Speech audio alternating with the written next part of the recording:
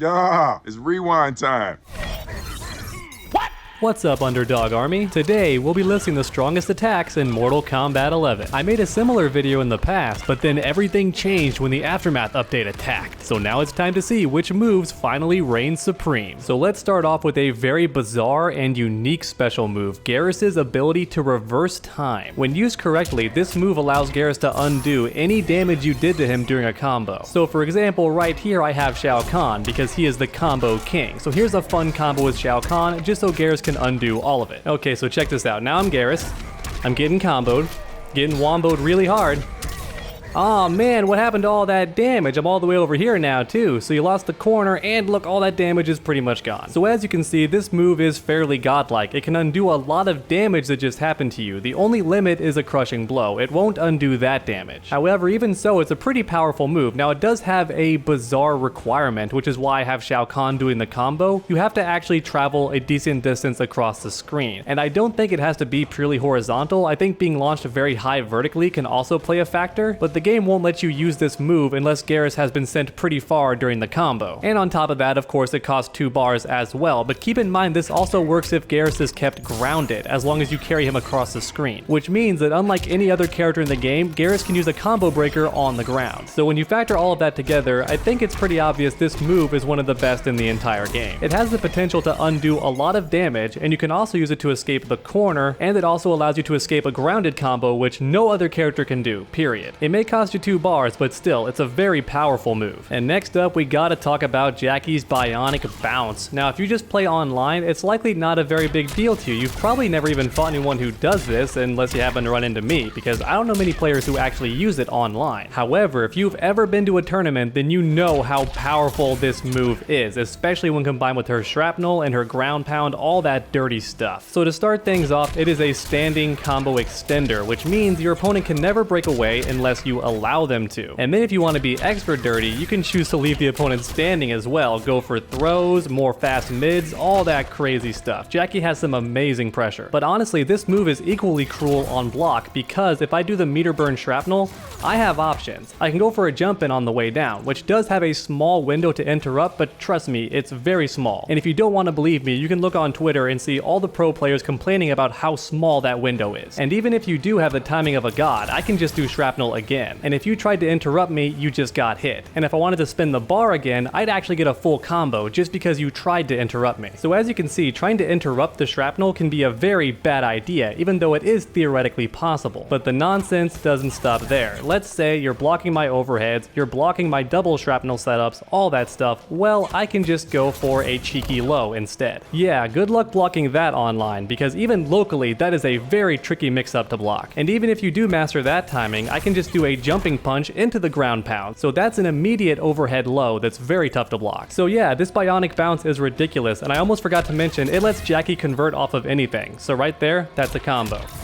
Right here, that's a combo. Even far-reaching moves like this, that's a combo. And last but not least, a fast punish like this, that's also a combo. So if Jackie touches you whatsoever, she gets the combo with this Bionic Bounce. So whether it's on hit or on block, this thing is just a nightmare. However, at the very least, it does require some pretty fast fingers to pull off correctly, which is why you don't see it very much online or in Kombat League. But once again, at the tournament scene, you're gonna see this variation all the time, especially since it didn't get nerfed at all in the recent update. And next up, we have Garris' Quicksand. Yes, Garris gets to be in this video twice. Don't blame me, blame NetherRealm. They're the ones who made this monster. This move has been traumatizing players ever since the game first came out, for a lot of reasons. For starters, it's just fast. Like, it's ridiculously fast. 17 frames on startup, that is unreactable if you ask most pro players. Anything below 23 frames, you can't see that coming. And then on top of that, he can space this thing and still land it from full screen, and yes, it counters most projectiles in the game, so you just can't even play keep away on this guy. Which means that unlike other attacks like Scorpion's Teleport or Sub-Zero's Slide or Shiva's Stomp, you can't even punish this move from far away with most characters. He just gets to go for it, and the worst that happens is you block it, oh well. And this move also has a crushing blow, because of course it does, and it breaks armor, because of course it does. And look at that, 30%.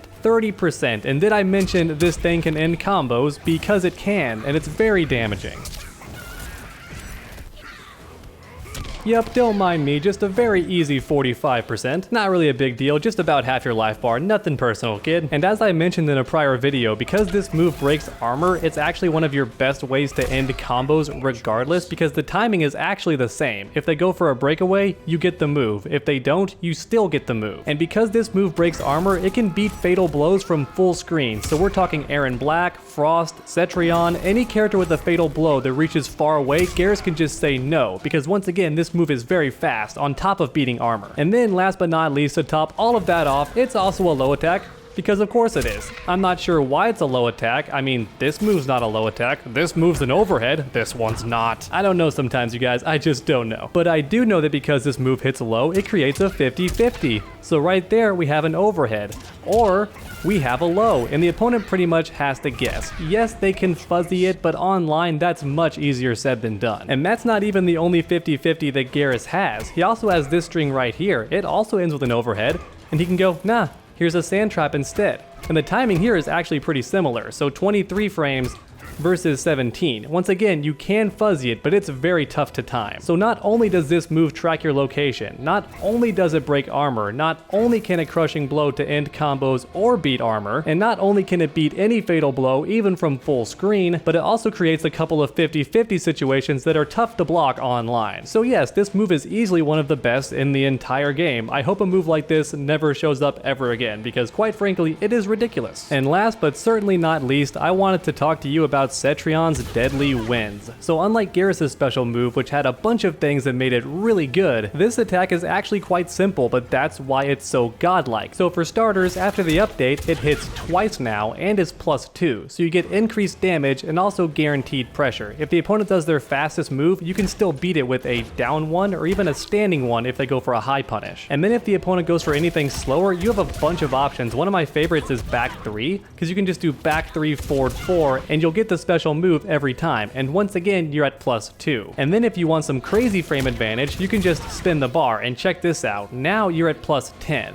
which means the opponent can't do anything. You can even go for slower attacks like forward 2, and if the opponent presses any buttons, they'll get counter hit. So what that means is you can do stuff like this, and the opponent has to deal with you. If they press any buttons, they'll get hit, and once again, you're at +2, so the cycle just keeps continuing. So on hit, this move is already really good, but here's the crazy part. On block, this move has tons of pushback, and look at this, only -5. So this move is pretty much Johnny Cage's Rising Star before it got nerfed. Only it's even better because it doesn't even knock the opponent down, which means constant pressure and they can't use wake-ups to escape. So put simply, the opponent has to respect this move, but once that starts happening, you can just go for throws, especially after the amplified version because you're at +10. If the opponent presses any buttons, they're getting thrown regardless, which means they have to duck or jump or try to break the throw because there's no way to escape it otherwise. And that can be very terrifying in this variation because Cetrion has the Ring of Death, and once they're inside of this, any forward throw will crushing blow. They have to guess, should they dare jump and risk getting anti-aired? Should they dare to attack and get frame trapped? Or should they just stand there and try to break the throw? They're forced into a very tough decision. So once again, this move is very good on both hit and block. It forces the opponent to guess constantly. And then last but not least, this move also breaks armor because of course it does. So if I launch the opponent for any reason